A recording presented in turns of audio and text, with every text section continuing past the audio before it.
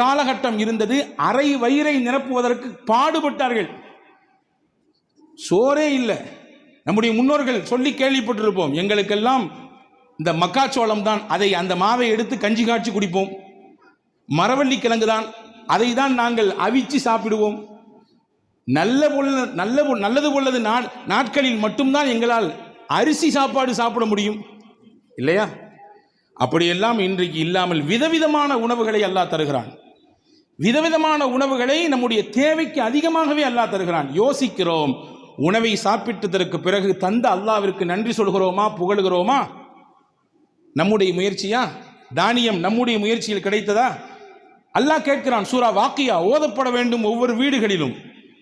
எது நடக்கிறதோ இல்லையோ, யாரை பற்றி எப்படி கழுவி குடிக்கிறோமோ குடிக்கவில்லையோ, ஒவ்வொரு நாட்களிலும் வீடுகளிலே சூரா வாக்கியா ஓதப்பட வேண்டும். பெருமானா சொன்னார்கள், வாக்கியா சூரா ஓதப்படுகிற வீடுகளுக்கு வறுமை அதன் வாசலுக்கு கூட வராது, ஏழ்மை அந்த வீட்டு வாசலுக்கு கூட வராது. பெருமானாரின் வார்த்தை, சத்திய வார்த்தை அது. அல்லாஹ் கேட்கிறான் அந்த சூரா வாக்கியாவில், அஃபரஐதும் மா தஹ்ருஸூன், நீங்கள் விதைக்கிறீர்களே விதை, அதை பார்க்கவில்லையா? அன்தும் தஸ்ரஊனஹு அம் நஹ்னுஸ் ஸாரிஊன், நீங்கள் விதையை மட்டும்தான் பூமியில் போட்டீர்கள், அதை உங்களுக்கு தானியமாக யார் தந்தது? அரிசியாக யார் மாற்றி கொடுத்தது? கோதுமையாக யார் மாற்றி கொடுத்தது?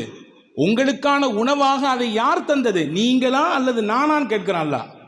கேட்ட அடுத்து ஒரு வார்த்தை கேட்பான் பாருங்க, ரொம்ப அற்புதமான வார்த்தை. லவ் நஷாஉ ஜஅல்னாஹு ஹுதாமன் ஃபதல்தும் தஃபக்கஹூன், நாம் நாடி இருந்தால் நீங்கள் போட்ட விதையை அந்த கதிர்களிலேயே பதறுகளாக மாற்றியிருப்பேன், உதவாத பதறுகளாக மாற்றியிருப்பேன். எனக்கு அந்த சக்தி இருக்கிறது அல்லாஹ் சொல்லுகிறான். அப்ப அந்த உணவை சாப்பிட்டதற்கு பிறகு வல்ல அல்லாஹ்விற்கு நான் நன்றி சொல்ல வேண்டாமா? சாப்பிட்டதற்கு பிறகு மட்டும் இல்லை பெருமக்களே, எத்தனையோ உணவுகளை வாயில் போட்டு மெல்லுகிறோம். சிலது நைஸா உள்ள இறங்கிறது, சிலது கஷ்டப்பட்டு இறங்குது, கடிக்க கூட முடியல, ரொம்ப கடினமா இருக்குது, நல்ல அதாவது ஜாமிதாக இருக்கிறது, ரொம்ப தடிமனாக இருக்கிறது. எப்படியோ வாயால் கடித்து மென்று உள்ளே தள்ளிவிட்டோம். யோசிக்கிறோமா என்றாவது? கடிப்பதற்கே இவ்வளவு வலுவாக இருந்தது, வயிற்றுக்குள்ளே இறங்கி எப்படி அது செரிமானமாகும்? செரிமானமாகுவதற்கென்று அல்லாஹ் ஒரு இயற்கையை வைத்தான். அவன் நுட்பமானவன். படைப்பின் திறன்களை ஆய்வு செய்து எந்த அடிப்படையில் மனிதனை உண்டு வெளியே தர வேண்டும் என்பதிலே தீர்க்கமான ஞானம் உள்ளவன். எனவேதான் அல்லாஹ் தன்னை ஹக்கீம் என்கிறான். ஹக்கீம் என்றால் நுட்பமானவன், நுண்ணறிவு மிக்கவன். அந்த நுண்ணறிவு உலகத்தில் யாருக்கும் கிடையாது. நினைக்கலாம், நம்மள மாதிரி அறிவாளி உலகத்தில் உண்டா? நான் சொல்ற மாதிரி யோசனை யாராவது சொல்லுவாங்களா? என்ன மாதிரி நிர்வாக திறன் யாருக்கும் உண்டா? என்ன மாதிரி உண்டான ஆற்றல் யாருக்கு சொல்லலாம்? எல்லாம். ஆனால் எல்லாம் ஒரு எல்லைக்கு உட்பட்டது. எல்லையை கடந்த ஞானம் அல்லாஹ்விற்கு உண்டு. எனவே தான் அல்லாஹ் ஹக்கீம் என்கிறான். பாருங்கள், சரி உள்ள போகுது இந்த பொருள் எப்படி செரிக்குது? அல்லாஹ் வயிற்றிலே ஹைட்ரோக்ளோரிக் என்று சொல்லக்கூடிய ஒரு அமிலத்தை அல்லாஹ் சுரக்க செய்கிறான். அந்த அமிலம் என்ன செய்யும்? உள்ளே வந்த உணவை அந்த அமிலம் அதற்கு மேலே பட்டால் தானாக பஸ்பமாகி போய்விடும்.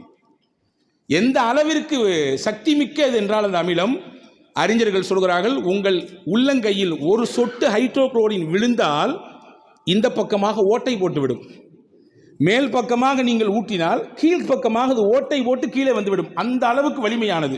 நீங்க கேட்கலாம் அடுத்த கொஸ்டின், அந்த வலிமையான அந்த ஹைட்ரோக்ளோரின் என்ற அந்த அமிலத்தை வயிறு எப்படி தாங்குகிறது? அப்படி என்றால் வயிற்றினுடைய அந்த உள் அமைப்பை அவ்வளவு நுட்பமாக இறைவன் படைத்திருக்கிறான். வருகிற உணவை செரிப்பதற்கும் இருக்க வேண்டும். அதே நேரத்தில் சுத்தி இருக்கக்கூடிய பாகங்கள் எதுவும் சேதாரமாகிவிடவும் கூடாது. அந்த அடிப்படையிலே மிக நுட்பமாக அல்லாஹ் படைத்தான். உட்கொள்ளுகிற உணவு செரிக்கிறது. நாம் யோசிக்கிறோமா? கொடுத்த உணவை தந்த அல்லாஹ் பசியை ஆற்றினான், நம்முடைய மயக்கத்தை போக்கினான். அல்லாஹ்விற்கு எல்லா புகழும். அல்ஹம்துலில்லாஹில்லதி அத்அமனி வஸகானி வஜஅலனி மினல் முஸ்லிமீன். பெருமானார் ஓதுகிற துஆ இது.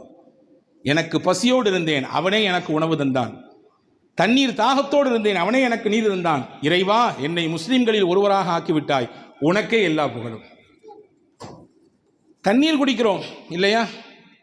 71% உலகத்திலே நீர், 29% உலகத்திலே நிலப்பரப்பு. நம் எல்லோரும் தெரிந்தது. 71% நீர்ப்பரப்பை வைத்து அல்லாஹ் மனிதன் குடிக்கிற நீரையும் உப்பாக மாற்றிருந்தால் என்ன நடக்கும்?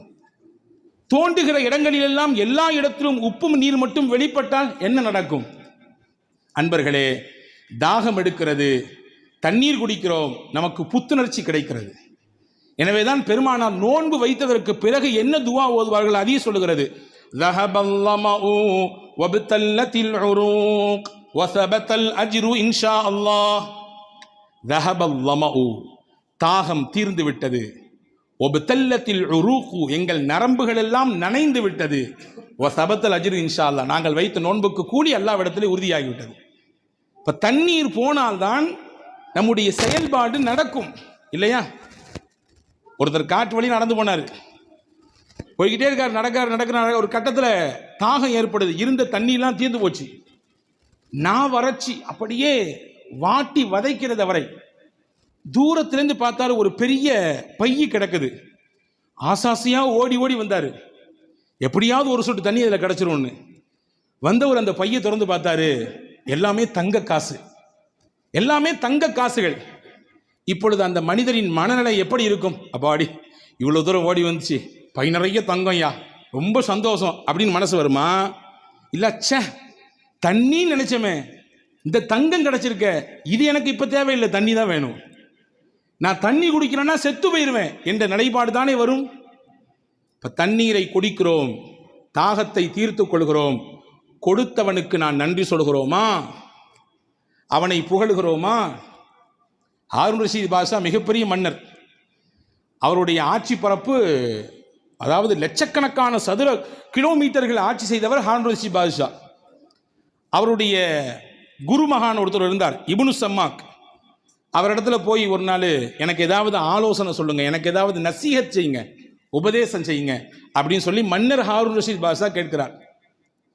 அந்த ஆசிரியர் கேட்டார், பாப்பா எல்லாம் இருக்கு உனக்கு, ஆனால் ஒரு குவளை தண்ணி மட்டும் உனக்கு கிடைக்கல, தண்ணி உனக்கு இல்லை, ஒரு குவளை தண்ணி உனக்கு இல்லை, என்ன செய்வா நீ கேட்டார். ஹாரூன் ரஷீத் பாஷா சொன்னார், என்னுடைய ஆட்சியை பாதியை கொடுத்தாவது நான் அந்த ஒரு குவளை தண்ணியை வாங்கிடுவேன். ஓ, அந்த அளவுக்கா? சரி. ஒரு குவளை தண்ணி குடிச்ச, போன தண்ணி ரிட்டன் ஆகலை, வெளியே வரல. உள்ளே போனால் ரிட்டன் வரலங்க. தண்ணியை குடிச்சா தேவையான சத்துக்கள் எல்லாம் எடுத்து விட்டு நம்முடைய சிறுநீரின் வழியாக தேவையற்ற கழிவுகள் எல்லாம் வெளியே வர வேண்டும். ஆசிரியர் கேட்டார், இப்னு சம்மாக், ஒரு டம்ளர் தண்ணி குடிச்ச, ஆனால் அது வெளியே வரல, என்ன செய்வ அப்படின்னு கேட்டார். மன்னர் ஹாரூன் ரஷீத் பாஷா சொன்னால், மீதி இருக்கிற ஆட்சியை கொடுத்தாவது எப்படியாவது அதை வெளியேற்றுவேன் உடலிலிருந்து. சிரித்துக்கொண்டே ஆசிரியர் சொன்னார், உன் ஆட்சி ஒரு டம்ளர் தண்ணீருக்கு சமம், உன்னுடைய ஒட்டுமொத்த ஆட்சி ஒரு டம்ளர் தண்ணீருக்கு சமம்.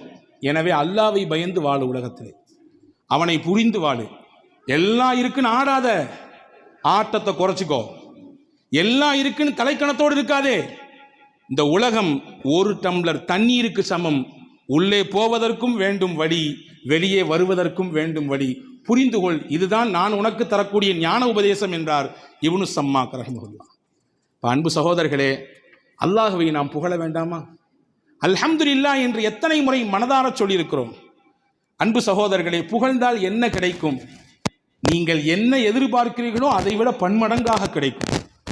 இன்னைக்கு நிறைய இருக்குன்னு ஆசைப்படுறோம். என்னுடைய பொருளாதாரம் நல்ல பரக்கத்தாக இருக்கணும், என் குடும்பம் பரக்கத்தாக இருக்கணும், நான் கை வைக்கிற இடம் எல்லாமே பரக்கத்தாக இருக்கணும், நான் ஆரம்பிச்சிருக்கக்கூடிய தொழில் ஓஹோன்னு போகணும், எல்லாரும் ஆசைப்படுறோம். தப்பு ஒன்றும் கிடையாது. நியாயமாக இருந்தால் வரவேற்க வேண்டியது. நல்லா இருக்கணும், நல்ல உடை உடுத்தணும், நல்லா சம்பாதிக்கணும், நல்ல குடும்பத்துக்கு செலவழிக்கணும், நல்ல எண்ணம். சொல்ல போனால் மூமினின் எண்ணம் அப்படி தான் இருக்கணும். ஆனால் வச்சுக்கோங்க, அது பேருக்கும் பெருமைக்கும், ஊர் போற்றுவதற்கும் ஓஹோ என்று இவர் வாழுகிறார் என்ற பேச்சுக்கும் இருக்குமையானால் அதுதான் கேள்விக்குறியானது. அப்போ நமக்கு கிடைக்கிறது அதிகமாக கிடைக்கணும். என்ன செய்யணும்? சிம்பிள். அல்லாஹ் என்ன உங்களுக்கு கொடுத்துருக்கானோ அந்த அல்லாவை நீங்கள் புகழுங்க, அல்லாஹ் கூட்டி தருவான் உங்களுக்கு. ஒன்று கிடைச்சாலும் அல்லாவிற்கு நீங்கள் புகழ் மாலை செலுத்துங்கள், அல்லாஹ் அந்த ஒன்றை 10ஆக மாற்றி தருவான். இது நான் சொல்லவில்லை, குர்ஆன் சொல்லுகிறது. லஇன் ஷகர்தும் லஅஸீதன்னகும், உங்களுக்கு இறைவன் கொடுத்த அருளுக்கு நீங்கள் நன்றியோடு புகழ்ந்தால் நான் உங்களுக்கு கொடுத்ததை இன்னும் கூட்டிக் கொண்டே இருப்பேன். மல்டிப்ளிகேஷன் போட்டே இருப்பான். 1 3 6 6 12 12 24 இப்படி போய்கிட்டே இருங்க. ஹதரத் இமாம் முஸ்னத் அகமதிலே ஒரு செய்தி வந்திருக்கிறது. முஹம்மது ஸல்லல்லாஹு அலைஹி வஸல்லம் ஒரு நாள் பள்ளிவாசலுக்கு வெளியிலே நிற்கிறார்கள். ஒரு மனிதர் வருகிறார். ரசூலுல்லாஹ் கையில் ஒரே ஒரு பேரித்தம் துண்டு இருந்துச்சு, ஒரே ஒரு பேரித்தம் பழம். அவர் கையில் ரசூலுல்லாஹ் கொடுத்தாங்க. வாங்கினவர் பார்த்துட்டு, இந்த ஒரு பேரிச்சம்பழம் என் காவயிருக்கு பத்துமா, என் நாக்கு கூட ஒட்ட முடியாத, இது எப்படி யார் ரசூலுல்லாஹ் கையில் கொடுத்துட்டு போயிட்டார். ரசூலுல்லாஹ் சிரிச்சாங்க. கொஞ்ச நேரம் கழிச்சு அதே வழியில் இன்னொருத்தர் வந்தார். அவர் கையில் அந்த ஒரு பழத்தை கொடுத்தாங்க. அவர் சொன்னார், அல்ஹம்துலில்லாஹ், யார் கையால் இந்த பழம் எனக்கு கிடைக்கப்பட்டிருக்கிறது. உலகத்தின் அதிபதியாம் அல்லாஹுவின் இறை தூதராச்சே, அவர்கள் கையால் அல்லாஹ் எனக்கு ஒரு பழம் தந்திருக்கிறானே, அல்லாவே உனக்கே எல்லா புகழும். ரசூலுல்லாஹ் சிரிச்சாங்க. சிரிச்சிட்டு பக்கத்துலேருந்து ஒருத்தரை கூப்பிட்டு சொன்னாங்க, உம்மு சலமா, தன்னுடைய துணைவியார், உம்மு சலமா அம்மாட்ட 40 திர்ஹம் தங்க காசுக்கு வாங்கிட்டு வாங்கன்னாங்க. அவர் ஓடி போய் வாங்கிட்டு வந்தார். அதை அவர் கையில் கொடுத்து, அல்லாஹ் உனக்கு பறக்கச் செய்வான், போயிட்டு வாண்டாங்க ரசூலுல்லாஹ். அன்பர்களே, ஒரு செய்தி தான், 2 தகவல் இருக்கிறது.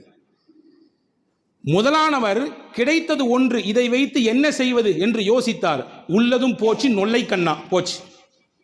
2ஆம் நபர் கிடைத்தது ஒன்றுதான், ஆனால் கொடுத்தது யார்? அல்லாஹ். யார் வழியாக தந்தான்? அல்லாஹ். அல்லாஹ்வின் தூதர் வழியாக தந்தான். நன்றி சொன்னார், அல்லாஹ்வை புகழ்ந்தார். உடனே அல்லாஹ் கொடுத்தான் 40 தங்க காசு. எது இருக்கிறதோ அதை ஏற்றுக்கொள்ள வேண்டும், குறைபட்டு கொள்ளக்கூடாது. அல்லாஹ் தருவான் என்று நம்பி அவனை புகழ வேண்டும். இருந்தால் அல்லாஹ் மனமான வாழ்க்கையை, இரட்டிப்பான வாழ்க்கையை அல்லாஹ் திருப்பி தருவான். புகழ வேண்டும் என்ற எண்ணம் நமக்கு வர வேண்டும். அல்லாஹ் என்னெல்லாமோ தந்திருக்கிறான். பொதுவாகவே மனிதனுடைய இயற்கை என்ன தெரியுமா? இருக்கிறத வச்சு திருப்திப்படவே மாட்டான். இயற்கை இல்லாத ஒன்றை மட்டும்தான் தேடிக்கிட்டே இருக்கும் மனுஷன் மனம். கண்ணாடிக்கு முன்னாடி போய் நின்னா என்ன பண்ணோமா, கொஞ்சம் குண்டா இருக்கணும்ல, ஒல்லியாக இருந்தால் நல்லா இருந்திருக்கும். கொஞ்சம் வெள்ளை கம்மி, கொஞ்சம் இன்னும் கொஞ்சம் வெள்ளையாக இருந்தால் நல்லா இருந்திருக்கும். சுருட்ட முடியா இருக்குது, கொஞ்சம் நீல முடியா இருந்தா. இருக்கிறது எல்லாம் சிறப்பாக அல்லாஹ் வைத்திருக்கிறான். ஆனால் மனித மனம் இல்லாததை நோக்கியே தேடும். இருப்பது அல்லாஹ் கொடுத்தது, அவனை புகழ வேண்டும் என்ற எண்ணம் வந்து விட்டாலே அதுவே அல்லாஹ்வின் மிகப்பெரிய கரிசனம் என்கிறார்கள் பெருமக்கள். மூசா அலைஹிஸ்ஸலாம் அல்லாஹ்ட்ட கேட்டாங்களா, யா அல்லாஹ், எத்தனையோ அருள் செஞ்சிருக்கேன், எனக்கு உன்னை எப்படி நான் புகழ்றது, நீ எனக்கு சொல்லித்தாயேன்னு கேட்டாங்களாம். உன்னை மூசாவை பார்த்து அல்லாஹ் சிரித்துக்கிட்டே சொன்னானா, மூசா, என்னைய புகழணும்னு என்ன வந்துருச்சு இல்லை, இதுவே புகழ் தான். என்னைய புகழணும்னு என்ன வந்துருச்சு இல்லை, என்னை நினைக்கணும்னு என்ன உனக்கு வந்துருச்சல்ல, இதுவே எனக்கான புகழ்தான், ஏற்றுக்கொள்கிறேன் என்றான் அல்லாஹ். அன்பர்களே, புகழுக்கு நேரம் ஒதுக்க வேண்டும். அல்லாஹ்வை ஹம்து செய்வதற்கு, அவனை துதிப்பதற்கு நம்முடைய வாழ்க்கையில் சில பகுதிகளை ஒதுக்க வேண்டும். இல்லாதை நினைத்து குறைப்பட்டு கொண்டே இருப்பதை இழந்து வாழுகிற சூழல் தான் இன்னைக்கு அதிகரித்திருக்கிறது. உமர் ரலியல்லாஹு அன்ஹு வீதியில் நடந்து வர்றாங்க. ஒரு மனுஷர் முன்னாடி வந்தார். தோழரே எப்படி இருக்குங்க கேட்டார். நம்மள்ட்ட கேட்டால் என்ன சொல்லுவோம்? நல்லா இருக்கும், அல்ஹம்துலில்லாஹ், நல்லா இருக்குன்னு சொல்லுவோம். அதே மாதிரி நல்லா இருக்குன்னாரு. உமர் ரலியல்லாஹு மறுபடியும் கேட்டாங்க, எப்படி இருக்கீங்க சத்தமாக கேட்டாங்க. மறுபடியும் சொன்னார், நல்லா இருக்கேன்னாரு. மறுபடியும் கொஞ்சம் சத்தத்தை கூட்டி சொன்னாங்க, எப்படிங்க அது கேட்டாங்க. அவர் புரிஞ்சுக்கிட்டாரு, அல்ஹம்துலில்லாஹ் நல்லா இருக்கேன்னாரு. உடனே உமர் ரலியல்லாஹு சொன்னாங்க, இந்த வார்த்தையை வாங்கத்தான் 3 கேள்வி கேட்டேன்னாங்க. நல்லா இருக்கிறேன்றது ஒன்று, அல்ஹம்துலில்லாஹ் நல்லா இருக்கிறேன்றது இன்னொன்று. இதுதான் தேவை. எப்படி இருக்கிறீங்க? எப்படி இருக்க? மாத்திரையோடு கிடந்து வாழ்கிறேன், முட்டி வலி, காலு வலி, வியாபாரம் எப்படி போகுது பாருங்க, கேட்டு பாருங்க. எல்லாருமே ஜிஎஸ்டி பிரச்சனை, அந்த பிரச்சனை, இந்த பிரச்சனை, என்னமோ போய்கிட்டு இருக்கு. இல்லை, எது இருந்தாலும் அல்லாஹ் கொடுத்து கொண்டிருக்கிறான், அல்ஹம்துலில்லாஹ். வலியோடு வாழுகிற வாழ்க்கை தான். வலியோடு வாழ்க்கை இல்லை என்றால் வாழ்க்கையை ரசிக்காது. சில வழிகளை அல்லாஹ் தருவான், அதுவும் நம்முடைய பாவங்களை கரைக்கத்தான். வலியோடு உண்டான வாழ்க்கை தான். இருந்தாலும் அல்லாஹ் நல்லா வச்சிருக்கான், அல்ஹம்துலில்லாஹ் என்று சொன்னால் அந்த வார்த்தையினுடைய பரக்கத்தை கொண்டே அல்லாஹ் நம்மை நல்லா வைத்து விடுவான். அல்ஹம்துலில்லாஹ் வியாபாரம் நல்லா இருக்கு என்று நீங்கள் சொல்லி பாருங்கள், அந்த வார்த்தையின் பரக்கத்தை கொண்டே அல்லாஹ் வியாபாரத்தை செழிப்பாக்கி விடுவான். அல்ஹம்துலில்லாஹ் குடும்பம் சிறப்பாக இருக்கு, பிள்ளைகள்லாம் சிறப்பாக வளர்ந்துட்டு இருக்கிறாங்க என்று சொல்லி பாருங்கள், அந்த வார்த்தையின் பரக்கத்தை கொண்டே அல்லாஹ் சிறப்புமிக்க குடும்பமாக மாற்றி கொடுத்து விடுவான். ஒரு விஷயம்தான், அல்லாஹ் நமக்கு பார்த்து பார்த்து செய்கிறான் அருள் ஒவ்வொன்றையும். அந்த அருளுக்கெல்லாம் நன்றியுள்ளவர்களாக நாம் இருக்க வேண்டும் என்று விருப்பப்படுகிறான். நன்றியின் வெளிப்பாடு உங்கள் நாவிலிருந்து அல்ஹம்துலில்லாஹ் என்று வர வேண்டும் என்று ஆசைப்படுகிறான். எனவேதான் பெருமானார் சொன்னார்கள், துவாக்களில் சிறந்தது எது தெரியுமா? அல்ஹம்துலில்லாஹ் என்று சொல்லுவதுதான். இதை விட பெரிய துவாவே இல்லைன்னு நாங்கள் சொல்லுவோம். இதை விட பெரிய துவா இல்லை. அல்ஹம்துலில்லாஹ் என்பதை விட பெரிய துவா வேறொன்றும் இல்லை. ஒரு நாள் மஸ்ஜித் நபவியில் தொழுகை நடக்கிறது. ரிஃபாஅத் இப்னு ராஃபி என்ற நபித்தோழர் தொழுதுட்டு இருக்காங்க ரசூலுல்லாஹ். பின்னாடி அவரும் நிற்கிறாரு. திடீர்னு தும்மல் போட்டார். தும்மல் போட்டவுடன் அல்ஹம்துலில்லாஹ் சொல்லணும் அவருக்கு முன்னாடி சொல்லி தரப்பட்டிருக்குது. அவர் சொன்னார், அல்ஹம்துலில்லாஹி ஹம்தன் கதீரன் தய்யிபன் முபாரக்கன் ஃபீஹி கமா யுஹிப்பு ரப்புனா வ யர்தாஹு. அல்லாஹ்வுக்கு எல்லா புகழும், பரக்கத்தான புகழ். இந்த வார்த்தைகளை சொல்லி அல்லாஹ்வை தஸ்பீஹ் செய்து விட்டார், புகழ்ந்து விட்டார். தொழுது முடிச்சோம் ரசூலுல்லாஹ் திரும்பி பார்த்து, யாருங்க தும்மல் போட்டது, யாருங்க பேசுனது தொழுகையில அப்படின்னு கேட்டாங்க. இவர் அமைதியாக நின்னார். ஐயோ நம்ம எதுவும் தப்பு பண்ணிட்டோம் போல தெரியுது, கண்டிஷன் பண்ண போகிறாங்களோ. ரெண்டாவது தடவை கேட்டாங்க ரசூலுல்லாஹ், யாருங்க தொழுகையில் இடையில ஏதோ பேசிட்டு இருந்த மாதிரி தெரிஞ்சு, பதில் சொல்லலை. மூணாவது தடவை கேட்டவன ரிஃபாஅத் இப்னு ராஃபி ரலியல்லாஹு சொன்னாங்க, யா ரசூலுல்லாஹ் நான் தான் தும்மிட்டேன், அதனால ஹம்து செஞ்சேன், அல்லாஹ்வை புகழ்ந்தேன். ஓ அப்படியா? வல்லதி நஃப்ஸி பியதிஹி லக்கத் இப்ததரஹா பில்அத்து வ ஸலாஸூன மலக்கா அய்யுஹும் யஸ்அது பிஹா. நான் பார்த்தேன், நீங்கள் சொன்ன புகழ், நீங்கள் சொன்ன ஹம்து அல்லாஹ்வுக்கு எவ்வளவு பிடிச்சு போச்சுன்னா 30 சொச்சம் மலக்குமார்கள் போட்டி போட்டு நிற்கிறாங்க, இதனுடைய நன்மையை நான் தான் அல்லாஹ்ட்ட கொண்டு போவேன்னு சொல்லி. 30 சொச்சம் மலக்கு